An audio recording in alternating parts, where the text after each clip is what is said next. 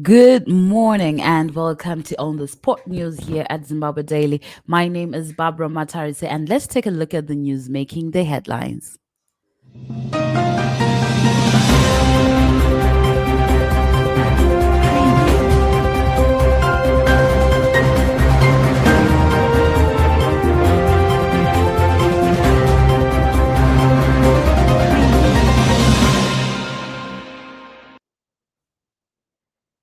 More blessing Allah's son expresses fears as mother's body could have been moved. Chief blasts ZANU-PF government for lack of infrastructure development in Kariba. Civil servants in dismay over salaries. Rising prices of basic commodities threaten to disrupt Zimbabwe's schooling. Police confirm jobs careless arrest at Nyatsime Burns. Zim has enough May, says the government.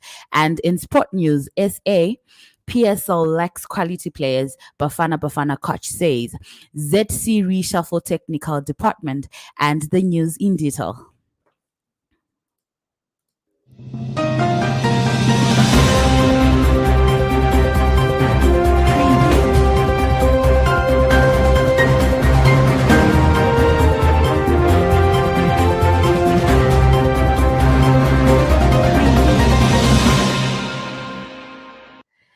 Slain Citizen Coalition for Change TPC activist Mo Blessing Allah's son Silence on Tuesday said he feared his mother's body had either been moved or had body parts changed in a moving account to mourners at her funeral wake.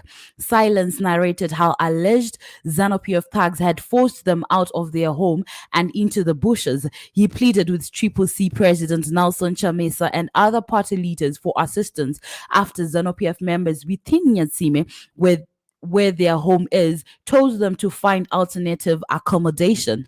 This hardline stance followed violent clashes between Triple C and ZANU-PF youth that have characterized Mo Blessing's funeral wake since the discovery of her dismembered body last week. Traditional leaders from Kariba, Nyami rural districts have berated President Emerson Mnangagwa's administration for failing to push infrastructural development in the area.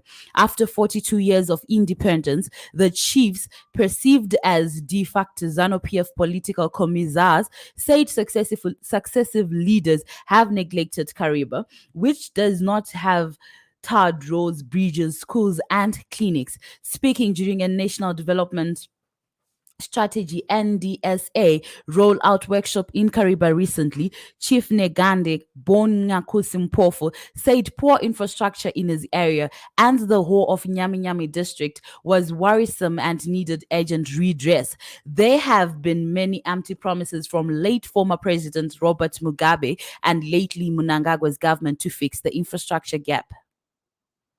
Civil servants have expressed dismay over government's failure to increase their salaries to cushion them against inflation and the country's weekly price rampage. Since Monday this week, government have been dishing out salaries to its workers with zero increments, promoting the restless workforce to threaten a week-long job action from June 27, 2022.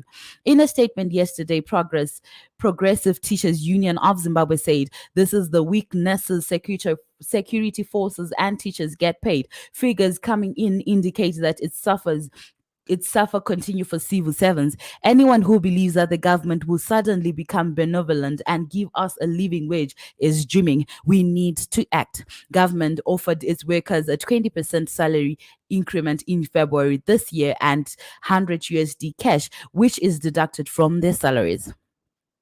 Rising prices of basic commodities and inflation are now hitting Zimbabwean schools, where at least one has advised parents that it will send its boarding students home next week unless school fees are reviewed to carry them through the term. This comes as a local think tank has warned the country is sliding into a hyperinflation situation. The headmaster of Hadzol High School, Nia Mutare, Shori Kawadza, notified parents and guardians of boarding students at the 55,000 Zimbabwean dollars fees that they had paid at the beginning of the second term is May had been eroded by inflation, resulting in low food stocks. He said on the parents to help the school find a solution so as to keep the learners in school up till the writing of their mid-year examinations at the beginning of July. The second school term is due to end at the beginning of August. Opposition Citizen Coalition for Change Triple C deputy chairperson was yesterday arrested. Sekala, who is being charged with inciting unrest after Tuesday's violent scenes in Nyatsime, was reportedly taken to Harare Central Police Station. The opposition politician is also the lawyer for the family of the murdered Triple C activist Mo Blessing Ali. The Zimbabwe Republic Police ZRP confirmed his arrest yesterday on Twitter. Government yesterday incited that the country had enough grain stocks amid fears of looming shortages. Government has also maintained that the Grain Marketing Board (GMB) remains the sole buyer and seller of the staple food. The remarks were made by Agriculture Minister Anxious Masuka during a post-cabinet media briefing in Harare. Opposition Citizen Coalition for Change Triple C supporters yesterday clashed with their ZANU-PF counterparts, leaving a trail of destruction as tempers flared over the murder of activist Mo Blessing Ali in Matsime Chitungwiza. Ali was allegedly killed by well-known ZANU-PF thugs, including P.S. Jamba. Jamba is currently on the run and on the police wanted radar.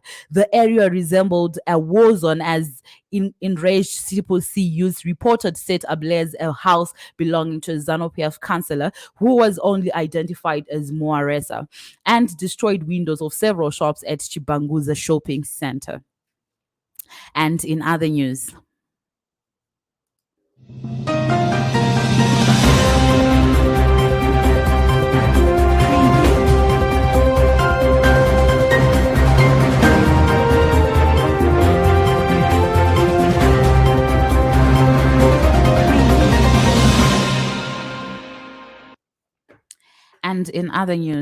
last night ZANU-PF thugs allegedly went on a violent spree, burning homes belonging to Triple C supporters in Nyatsime. This included the house of Meshek Guja, who is a vivid Triple C loyal supporter. Violent responses in the political arena seems to be on a high as the country looms closer to the 2023 mass elections. This, however, contradicts with the call for peaceful elections from various international parties. And in entertainment news, BULLETIN back in limelight. Hip-hop sensation Mukudze BULLETIN Chitsama's latest 10-track album titled Energy has delighted fans and music lovers alike following its release at the weekend. The album is available on different online platforms such as YouTube, Audiomack, and Spotify. Here are our sport news.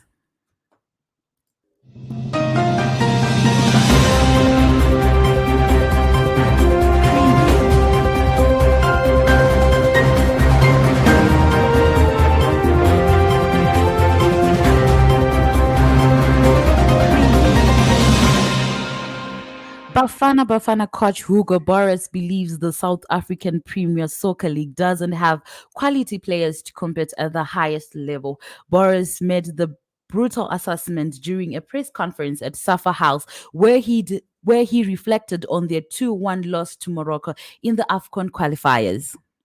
Zimbabwe Cricket ZC have brought back veteran coach Dave Houghton as they seek to put an end to a woeful run for poor results, which have seen the national team struggle against Mariners on the international stage in recent months. The reshuffle of the technical team coincides with another bad performance by the senior men national team after it succumbed to another series whitewash against Afghanistan, following a 35-run defeat in the third and final T20I match at Harare Sports Club. And let's take a look at the news making the headlines once again.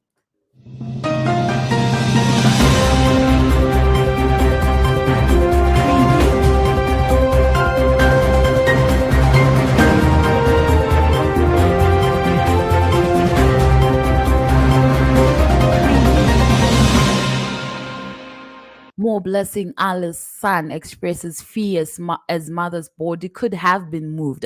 Chief blasts ZANU-PF government for lack of infrastructure development in Kariba. Civil servants in dismay over salaries. Rising prices of basic commodities threaten to disrupt Zimbabwe's schooling. Police confirm job scholar arrest as Nyatsime burns. Zimbabwe has enough maize. That is all we had for you today. Please have a blessed day and a blessed week. Please remember to tune in tomorrow, same time, same day. And of course, stay warm and register to vote.